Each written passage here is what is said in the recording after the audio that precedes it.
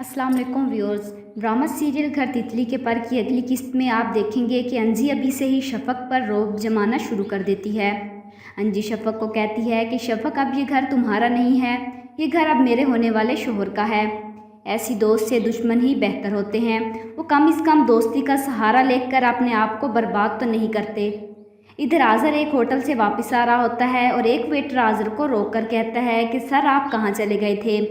Waiter Azar को कहता है कि सर, मैंने आपको बहुत ज़्यादा ढूंढा था, मुझे एक काम था आपसे। आप शफ़क़ के शोहर हैं ना। आज़र कहते हैं जी, मगर हुआ क्या है। इसके बाद वो वेटर आज़र को शफ़क़ के मुताल्लिक उल्टी सीधी बातें बताना शुरू कर देता है। आज़र का शफ़क़ पर रहा साहा भरोसा भी उड़ जाता है। आज़र घर जाकर शफ़क़ को अंजी के सामने बहुत जलील करता है। शफ़क़ बेचारी अपनी सच्चाई देती रहती है, मगर आज़र साहब कोई बात नहीं सुनते उसकी। आप लोग ही बता दें, ये कैसी मोहब्बत है जिसमें आप एक दूसरे पर ट्रस्ट भी नहीं कर सकते। बहुत बेवकूफ़ है आज़र, जो शफ़क़ पर भरोसा नहीं कर रहा।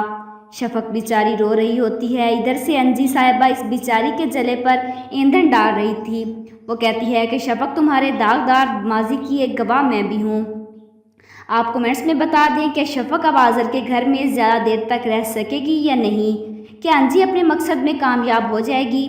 अपनी राय का इजहार कमेंट बॉक्स में ज़रूर दीजिएगा और साथ ही साथ मेरे चैनल को भी सब्सक्राइब कीजिएगा। Thanks for watching.